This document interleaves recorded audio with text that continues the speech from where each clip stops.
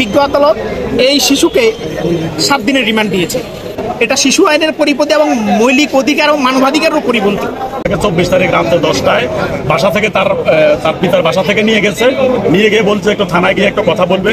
এটা হচ্ছে যাত্রাবাড়ি থানার মামলা 72, যেটা হচ্ছে এখানে ওর অ্যাকিউজড হচ্ছে 16 নম্বরে, যার নাম হচ্ছে হাসনাতুল ইসলাম ফায়াজ। একাডেমিক সার্টিফিকেট এবং অ্যাকর্ডিং টু বার্থ সার্টিফিকেট তার বয়স হচ্ছে 17 বছর 3 মাস।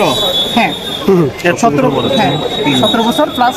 কিন্তু আমরা যেটা একাডেমিক সার্টিফিকেট অনুযায়ী যেহেতু তার বয়স কম, আমরা বিজ্ঞ আদালতে একটা অ্যাপ্লিকেশন দিয়েছি যে তাকে শিশু আদালতে প্রেরণ করার জন্য এবং রিমান্ড স্থগিত রাখার জন্য বা আমাদের পিটিশনটা নথিভুক্ত করার জন্য। কিন্তু বিজ্ঞ আদালত আমাদের কোনো কথাই শুনলেন না। তিনি এটা যেহেতু তাকে সাসপেক্টেড করা হচ্ছে শিশু একাডেমিক সার্টিফিকেট অনুযায়ী, তাহলে অবশ্যই তিনি এটা পেন্ডিং রাখতে পারতেন, বয়স চাষাবাসের জন্য রাখতে পারতেন। কিন্তু বিজ্ঞ আদালত এই শিশুকে 7 দিনের রিমান্ড দিয়েছে, যেটা আইন এটাকে ইয়ে করে না। তো আমরা একটা যেটা পেয়েছি যে উনি আমাদের যদি পিটিশনটা নথিভুক্ত রাখতে পারতো বা বয়স যাচাই বাছাইয়ের জন্য রাখতে পারতো, তাহলে উনি একটা টাইমে এটা সার্টেন টাইমে সাসপেক্টটা ক্লিয়ার হয়ে যেতে পারতাম, যেহেতু একাডেমিক সার্টিফিকেট এবং বার্থ সার্টিফিকেট আমাদের আছে। আর এই ছেলেটা হচ্ছে গোল্ডেন জিপিএ পাওয়া একটা ছেলে, মাত্র ঢাকা কলেজে ভর্তি হয়েছে, একটা মেরিটিয়াস স্টুডেন্ট। কিন্তু এই যে 7 দিন তাকে রিমান্ড দেওয়া হয়েছে, তার এটা শারীরিক এবং মানসিকভাবে তাকে যে হেনস্থা করা হবে, তার এটা শিশু আইনের পরিপন্থী এবং মৌলিক অধিকার ও মানবাধিকারের পরিপন্থী।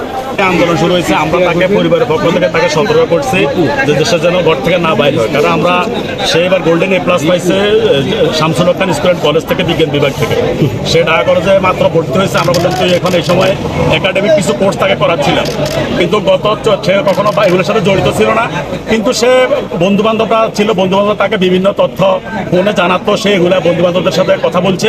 ওই কথা সূত্র ধরে আমরা জানতে পারছি তাকে 24 তারিখ রাতে 10টায় বাসা থেকে তার পিতার বাসা থেকে নিয়ে গিয়ে বলছে একটু থানায় গিয়ে একটা কথা বলবে। তার সাথে ওখানে কথা বলছে, কিন্তু আমরা পরবর্তী জানতে পারছি থানা নিয়ে তাকে তার শারীরিক নির্যাতন করে, তার থেকে যাত্রাবাড়ি থানায় শারীরিক নির্যাতন করে তাকে পুলিশে নিয়ে আসছে। আজকে তার থেকে কথা বললাম, এখন তো তাকে আজকে আবার আমরা শিশু, সে মাত্র তার জন্ম আমরা আদালতে জমা দিয়েছি। তার বয়স হচ্ছে মাত্র 17 বছর, কিন্তু তাকে আজকে 7 দিনের রিমান্ড নেওয়া হয়েছে। আমরা আদালতের কাছে বিচার প্রত্যাশা করেছেন যে শিশু আদালত এটাকে প্রেরণ করে শিশু হিসাবে তাকে নথিভুক্ত করে শিশু আইনে তার বিচার ব্যবস্থা করা হোক যদি সে প্রকৃত অপরাধ হোক। কিন্তু তাকে 24 তারিখ ধরে আজকে 28 তারিখ 4 দিন পরে আমরা পরিবার জানি না, আমরা বিভিন্ন থানায় যখন খবর নিচ্ছি, এই থানা বলে ওখানে নাই, এই থানা বলে ওখানে নাই, কিন্তু 4 দিন পরে আজকে তাকে আমরা একটু আগে আমরা প্রতিদিন এখানে এসে দাঁড়িয়ে থাকতাম, আজকে হঠাৎ করে দেখেছি তাকে এখান থেকে বাইর করছে।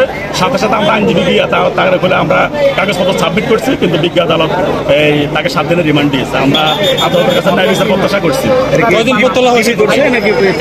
যাত্রাবাড়ি থানা ধরছে, ধরে পরে আমরা পরে জানতে পারছি তাকে আজকে ডিবি থেকে তাকে নিয়ে আসছে, যতটুকু জানতে পারছি। তারপরে 4 দিন থেকে অপেক্ষা করছিলেন? আমরা 4 দিন থেকে প্রতিদিন সকাল থেকে সন্ধ্যা পর্যন্ত অপেক্ষা করতাম।